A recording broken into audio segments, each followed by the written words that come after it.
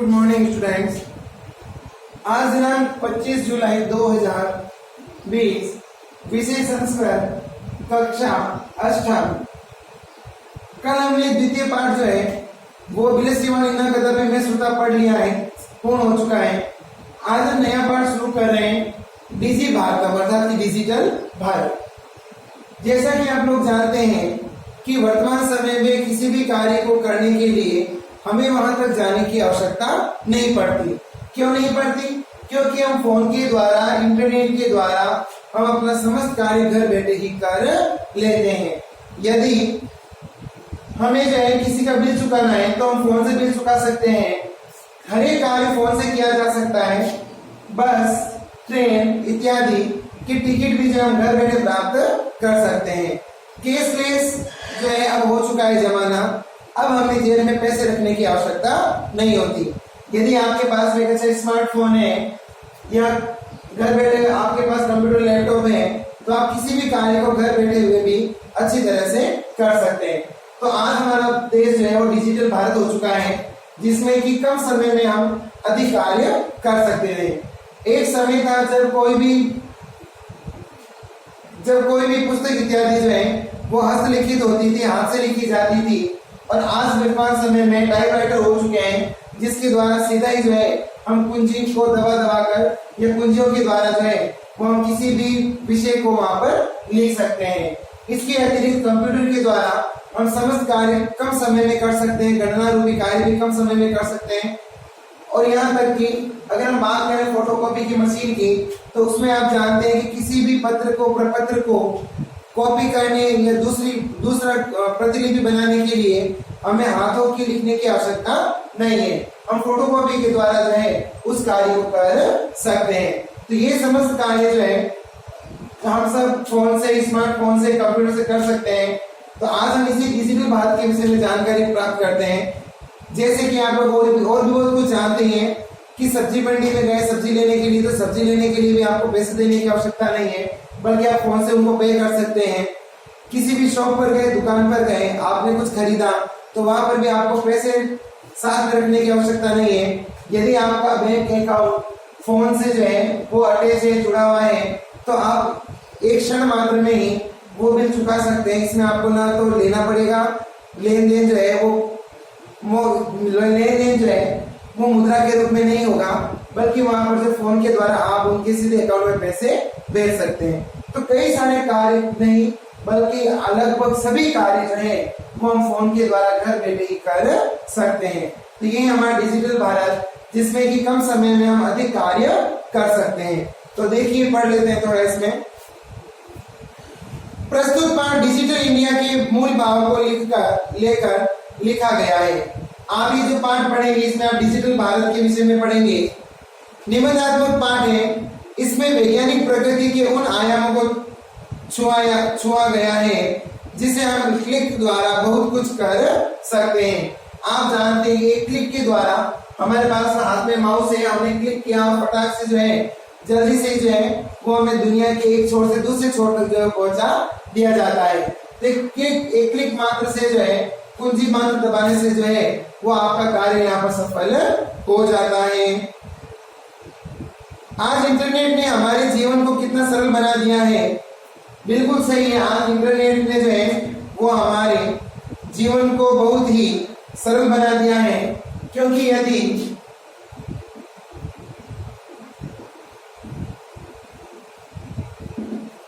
यदि आपके फोन में इंटरनेट का कनेक्शन है, तो आप इंटरनेट के द्वारा जो है समस्त कार्य कर सकते हैं।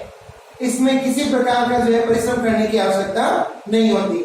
तो कह सकते हैं कि इंटरनेट ने आज के मानव को बहुत ही ज्यादा जो है वो कम समय में अधिक कार्य करने वाला बना दिया है। हम भौगोलिक दृष्टि से एक दूसरे के अत्यंत निकट आ गए हैं। इसके द्वारा जीवन के प्रत्येक क्रियाकलाप सुविधाजनक हो गए हैं। ऐसे ही भावों को यहाँ सरल संस्कृत में व्यक्त किया गया है। तो अब हम यहाँ पर ये पढ़ेंगे कि किस तरह से जो है वो डिजिटल भारत हुआ, किस तरह से इंटरनेट ने हमारे समस्त कार्य जो है वो सरल बना दिए हैं। आज हमें घर बैठे ही जो है वो हमारी बस में बुकिंग हो जाती है, बस में हमारी जो है वो सीट बुक हो जाती है। हमें केवल वहां पर जाकर बैठना होता है, टिकट खरीदने की आवश्यकता भी नहीं होती। बात करें ट्रेन की, तो ट्रेन के टिकट भी जो आपको ऑनलाइन मिल जाते हैं, वहां पर लंबी कतारों में लगने की आवश्यकता भी नहीं होती। तो कुल मिलाकर डिजिटल भारत जो है वो वाकई में अहम भूमिका निभा रहा है अपना, और इंटरनेट के माध्यम से हम अपना समस्त कार्य आसानी से कर सकते हैं। तो चलिए पाठ पढ़ते हैं। अद्य संपूर्ण विश्व, आज संपूर्ण विश्व में डिजिटल इंडिया इत्यस्य चर्चा श्रूयते। आज संपूर्ण विश्व में हम डिजिटल इंडिया इस शब्द को या इस चर्चा को सुनते हैं। अस्य पदस्य का भाव इति मन से जिज्ञासा उत्पद्यते। इस वाक्य का क्या अर्थ है, डिजिटल इंडिया का क्या अर्थ है, ये मन में सदैव जिज्ञासा उत्पन्न होती रहती है। काल परिवर्तनेन सह मानवस्य आवश्यकतामपि परिवर्तते।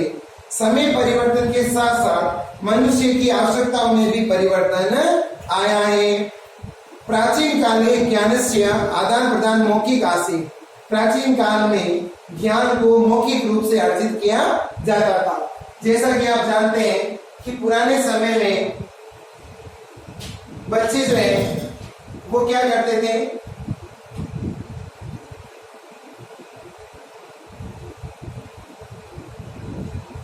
आप बताएंगे मैं यहाँ पर क्या कर रहा हूं।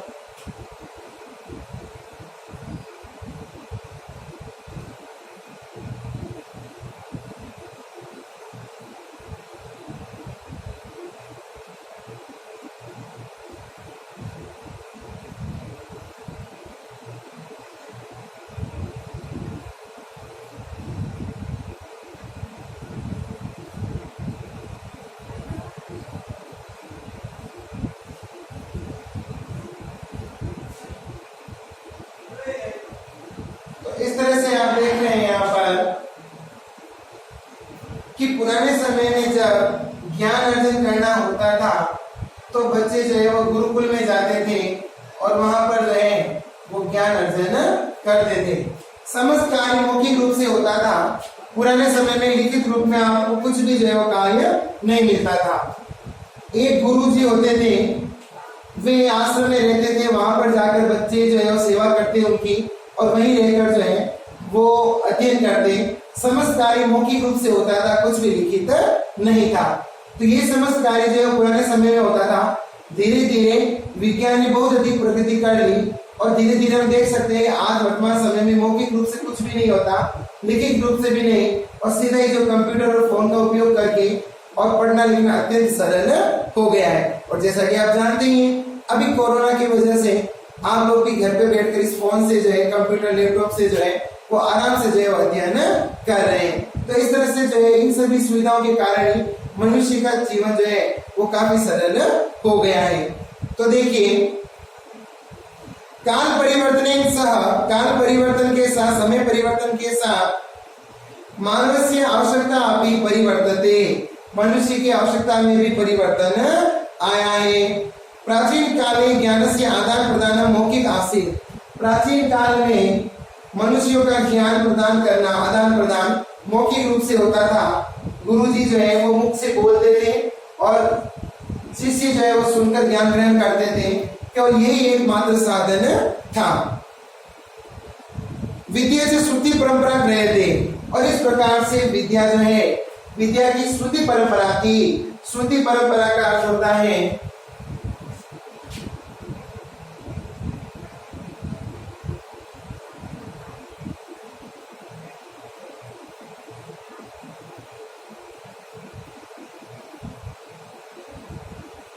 श्रुति परंपरा का अर्थ है सुनकर। अब हम देख सकते हैं कि श्रुति परंपरा का अर्थ है सुनकर। तो पुराने समय में जो है वो श्रुति परंपरा थी। शिक्षक गुरु जो है वो बोलते थे और शिष्य जो है उसको सुनते थे और ज्ञान को अर्जित करते थे। अनंतरम इसके पश्चात तालपत्रोपरि भोजपत्रोपरि च लेखन कार्य आरब्ध। उसके बाद में धीरे धीरे जो है वो भोजपत्र और ताम्रपत्र पर जो है वो लेखन कार्य शुरू हुआ।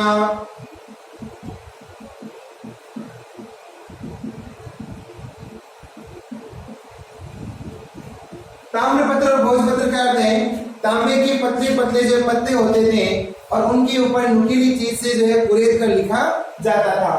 भोजपत्र भी इसी तरह से जो है वो छाल होती थी पेड़ों की, और उसके ऊपर जो है वो कलम से लिखना प्रारंभ किया गया। तो पहले श्रुति परंपरा थी, सुनना और बोलना, केवल मौखिक रूप से जो है वो विद्या ग्रहण की जाती थी। फिर धीरे धीरे जो है वो ताम्रपत्र और भोजपत्र हुए, जिन पर की कुछ महत्वपूर्ण बातों को लिख दिया जाता था। अनंतरम तालपत्रोपरि भोजपत्रोपरि च लेखन कार्य आरब्धम। धीरे धीरे समय बीतने के साथ साथ ताम्रपत्र और भोजपत्र पर लेखन कार्य प्रारंभ हुआ। परवर्तिनी काले कर्गदस्य लेखन्या च आविष्कारे सर्वेषामेव मनोगतानां भावानां कर्गदोपरि लेखन प्रारब्ध। और धीरे धीरे परिवर्तनानि काले समय के परिवर्तन होने के साथ ही कर्गदस्य लेखन्या कागज पर लिखने का आविष्कार के द्वारा सर्वेषामेव मनोगतानां भावानां सभी के मनोभाव कर्गदावरी कागज के ऊपर लिखना प्रारंभ हुए। धीरे धीरे समय परिवर्तित हुआ और कागज पर लेखन कार्य प्रारंभ हो गया। और जब कागज बन गया, लेखनी बन गई, पेन बन गया, अब धीरे धीरे मनुष्य जो है वो अपने मन के भावों और विचारों को उन कागज पर लिखना प्रारंभ करने लगे। तो धीरे धीरे इस प्रकार से जो है वो लेखन कार्य प्रारंभ हुआ। तो कह सकते हैं कि सबसे पहले फर्स्ट स्टेज थी जहां पर सुनकर और बोलकर ज्ञान अर्जन किया जाता था। फिर नंबर 2 पर आया ताम्रपत्र भोजपत्र। इन पर जो है नुकीली चीजों से लेखन कार्य प्रारंभ हुआ धीरे धीरे। उसके पश्चात तीसरा आया और वो आया कि कागज बना और कलम बनी।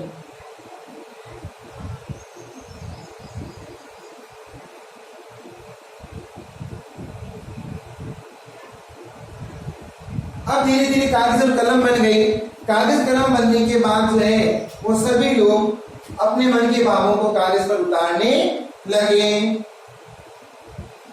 टंकण यंत्र से आविष्कार हेतु लिखिता सामग्री टंकिता सती बहुलाकाया सुरक्षिता तिष्ठति। और टंकण यंत्र का मतलब है टाइपराइटर। तो टंकण यंत्र के आविष्कार से तो लिखिता सामग्री टंकिता सती, लिखने की जो सामग्री थी वो क्या हुई, अंकित होने लगी।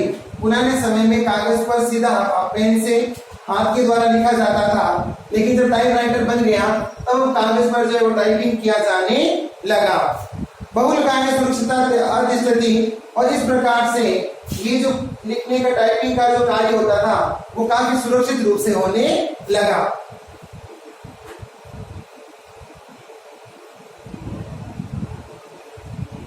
वैज्ञानिक प्रविधि प्रगति यात्रा अनुरपि अग्रे गता। वैज्ञानिक प्रविधि और प्रगति की यात्रा धीरे धीरे आगे बढ़ने लगी। अद्य सर्वाणि कार्याणि, आज हम सभी कार्य संगणक यंत्र नामक यंत्रेण साधितानि भवन्ति। आज वर्तमान समय में हम अपने समस्त कार्य इस कंप्यूटर के द्वारा पूर्ण करते हैं। समाचार पत्र, पुस्तकानि पुस्तकें च और कंप्यूटर माध्यमेन पठ्यन्ते लिख्यन्ते च।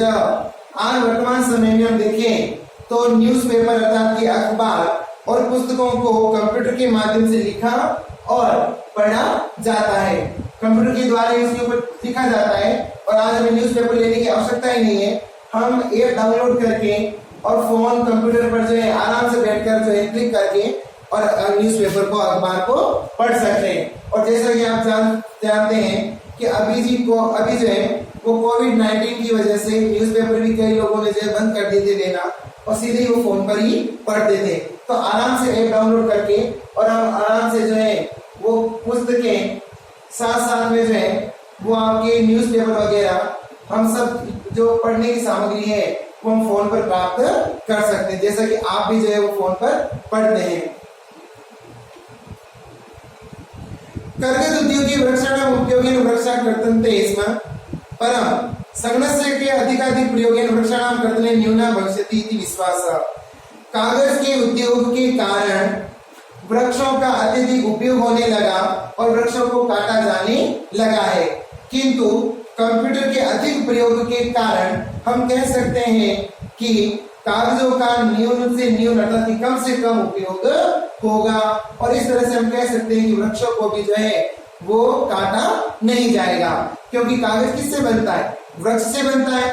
तो वृक्षों को काट दिया जाता है, उसे कागज बनाया जाता है। और आप जानते हैं सबसे पहला कागज है वो चीन में बना था।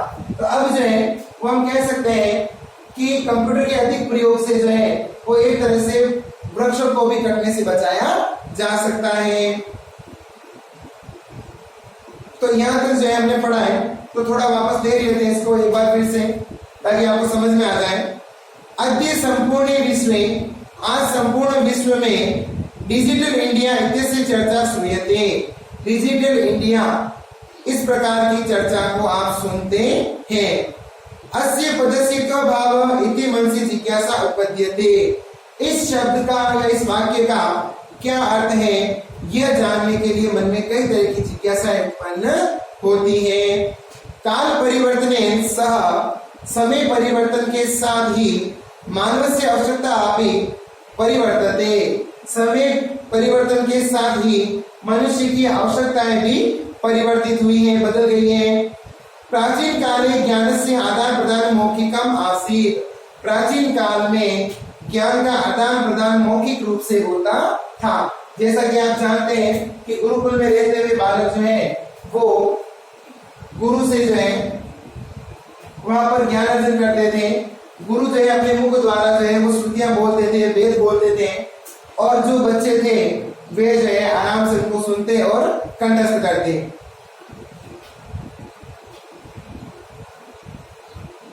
प्राचीन काले ज्ञान से आदान प्रदान मौखिकम आसीत। प्राचीन काल में ज्ञान का आदान प्रदान मौखिक रूप से होता था। विद्या से श्रुति परंपराया गृह्यते स्म। और इस प्रकार से विद्या को या अध्ययन जो है वो श्रुति परंपरा के द्वारा होता था। श्रुति परंपरा का अर्थ है सुनकर।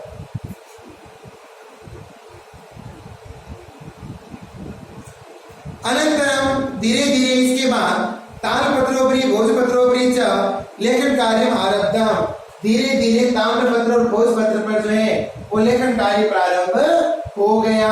ताम्रपत्र का होता था, तांबे के पतले पत्र होते थे, उन पर नुकीली चीज से लिखा जाता था। या फिर भोजपत्र था कि पेड़ों की छाल पर जो है वो लिखा जाता था। परवर्तिनी काले कर्गजस्य लेखनीयम च आविष्कारेण। और धीरे धीरे समय के साथ साथ, बदलने के साथ साथ कागज और पेन का आविष्कार हुआ। सर्वेषामेव मनोगता भावना कागदोपरि लेखन प्रारब्धम। और इसके बाद सभी मनुष्य अपने मन के भावों को कागज पर लिखना प्रारंभ हो गए। टंकण यंत्र से आविष्कार तो लिखिता सामग्री टंकिता सती। टंकण यंत्र तक टाइपराइटर से किसी भी सामग्री को लिखित रूप में जो है वो लिखा जाने लगा, अंकित किया जाने लगा, टंकित किया जाने लगा। बहुकालाय सुरक्षिता अर्धिष्ठति। और इस प्रकार से टाइपराइटर से लिखकर उस टॉपिक को, उस वस्तु को, उस विषय वस्तु को कई समय तक सुरक्षित रखा जा सकता था। क्यों रखा जा सकता था? क्योंकि टाइपराइटर से कम समय लगता था। एक व्यक्ति बोलता है आराम से, दूसरा टाइप कर लेता है, तो उसमें स्पीड अच्छी होती है, तो कम समय में अधिक लिखा जाता है। किसकी अपेक्षा? हाथ से लिखने की अपेक्षा।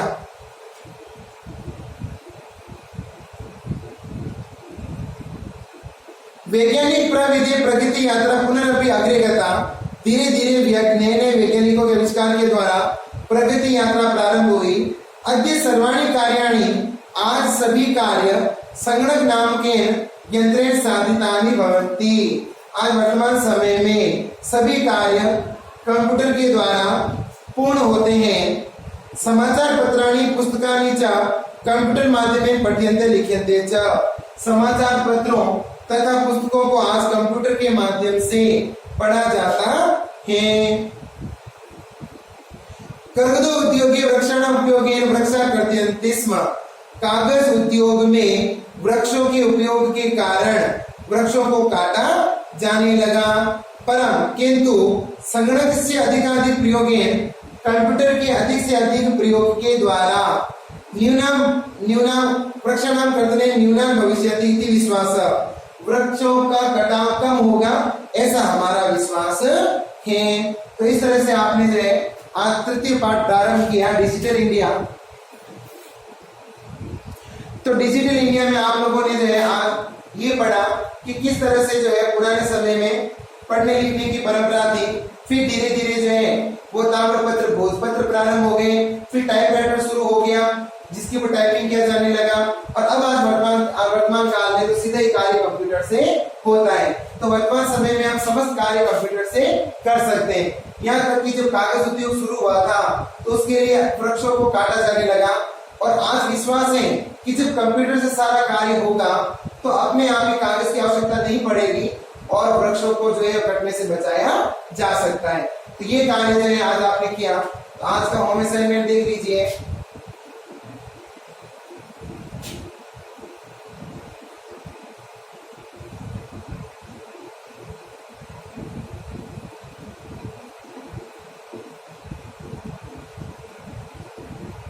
स्वाध्याय अर्थात कि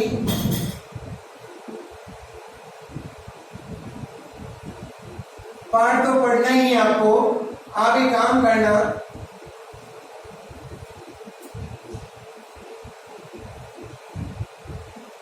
पाठ परिचय लिखें।